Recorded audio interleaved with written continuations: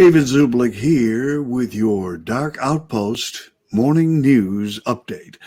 But first, did you hear about the man who went missing in the Grand Canyon and was recently found alive and well, thank God?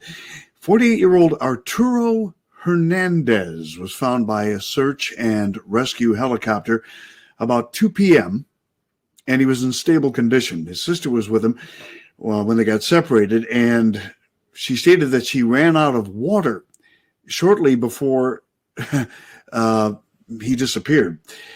Access to clean drinking water is a major factor with whether lost hikers are found alive or not. That's important. Now, this is why I love this thing right here. I think you should try it. It's called the solar water heater. Now, the solar water heater is a portable thermos that's powered with solar energy. It boils water, tea, coffee, noodles, and more within minutes from virtually anywhere. Now, this is a must-have piece of gear for every prepper and survivalist, in my opinion, especially since we're getting dangerously close to the point when you're going to need it. I highly recommend the solar water heater. Get yours today and save 15% by going to solarwaterheater.com. That's solarwaterheater.com. Or just click the link in the description of this video. Solarwaterheater.com.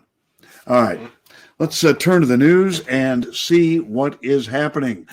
Well, former British Prime Minister Tony Blair, he was also part of the Iraq war architecture structure, is urging the government to begin forcibly vaccinating nursery school-aged children and impose vaccine passports in order to avoid another lockdown this winter. In written comments in the foreword to a coronavirus report from the Tony Blair Institute. Did you ever hear of the Tony Blair Institute? Blair baselessly claimed that children are becoming a source of the spread of the virus. Now, despite the fact that the government's own Joint Committee on Vaccination and Immunization specifically warned against vaccinating children on health grounds, Prime Minister Boris Johnson has decided to go ahead with vaccinating children over the ages of 12 years old with or without parental consent. Breitbart is reporting that the former Labor leader went further, arguing that the government should now look to start vaccinating nursery school-age children. He said, to avoid being behind the curve again on vaccination groups, the government should take urgent steps to consider vaccinating children under 12 as well. Evidence shows that young children, particularly those in nurseries, are transmitting the virus and putting at-risk groups in danger. The report from the organization went on to say careful consideration of data to make these decisions is essential and cannot be rushed. Therefore, it is important that the government now turns its attention to exploring whether vaccination can be extended to children under the age of 12 in order to reduce further transmission in schools and between young children and at home. He also is looking to institute vaccine passports. He wrote, a viable COVID pass displaying both rapid testing and vaccine status would mean that even with higher case numbers, a person free of the virus would be free to move around in public. Critics of the vaccine passports have said that alongside concerns over things such as personal liberty, they may provide a false sense of security, as being vaccinated is certainly not a guarantee that an individual will not contract or indeed spread the COVID virus. And we will have evidence of that a little bit later on today on our regular program, Dark Outpost, beginning at 12 noon Eastern Time on Rumble. Well, oh, folks, you're going to love this one. Check this out. Another photo has surfaced. Boom!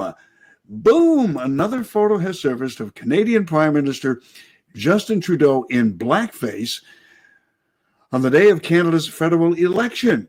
Canada's federal election will take place tonight, September the 20th. Another photo of Trudeau in blackface, likely from an Arabian Nights-themed party, has been leaked to the media just hours before citizens head to the polls.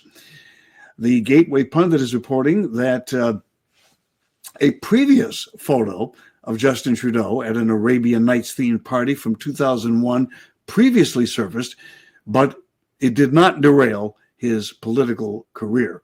This, of course, is liberal privilege at its best. Unvaxxed TikTokers are calling themselves purebloods, and the mainstream media is outraged. The youth of America has finally had enough of the COVID authoritarianism. That's why you're seeing such things as F. Joe Biden being chanted at football stadiums across the country this fall.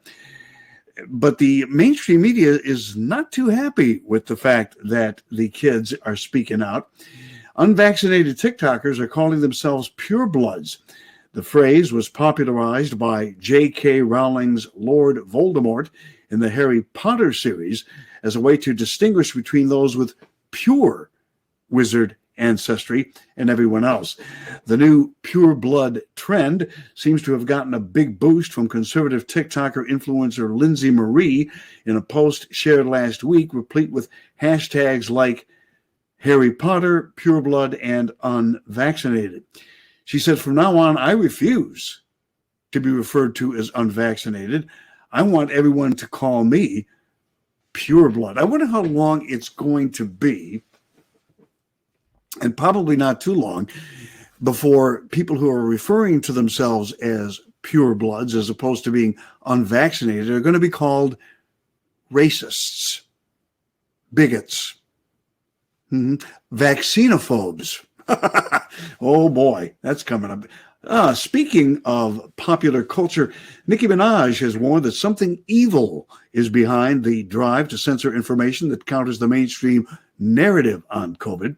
After being suspended from Twitter for daring to question COVID orthodoxy, Minaj urged Americans to open your effing eyes to the censorship currently happening in the West, adding that her ban made her think that there's something bigger happening that we are not being told about. Gee, you think?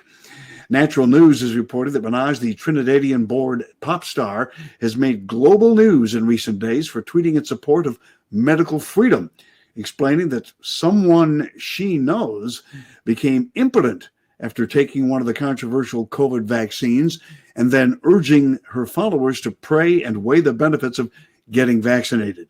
In response, globalist media outlets have become enraged at the star, with only Tucker Carlson and other pro-freedom outlets defending her. On Wednesday evening, Minaj even tweeted out a clip of Carlson defending her, causing an even greater backlash from pro-vaccine defenders. Of course, last night was the Emmy Awards, another gathering of the U.S. elites. This, of course, gave us an opportunity to see them at their best at disdaining the rules that they expect all of the little people, the plebes, to follow. As millions of children are being forced to wear masks in school, Hollywood celebrities went maskless on Sunday at the 73rd Annual Emmy Awards. The only people seen donning masks during the Emmys were waiters, photographers, and other staff. The scene left many viewers fuming in anger. Geez, I wonder why.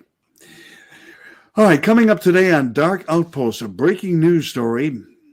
Former first daughter Chelsea Clinton, whose parents are both executed in December of 18th at Guantanamo Bay, has been arrested. She was arrested over the weekend. We will have complete details of that arrest. Airman Jim DeFrancisco is scheduled to join us to talk about the latest UFO news. And Pastor Bill McGregor says he has another bombshell bit of information to bring to our attention, and he wants us to make sure that we are there for all of it. So please join me at 12 noon Eastern Time on Rumble for the live 4-hour edition of Dark Outpost. This is David Zublick with your Dark Outpost Morning Update.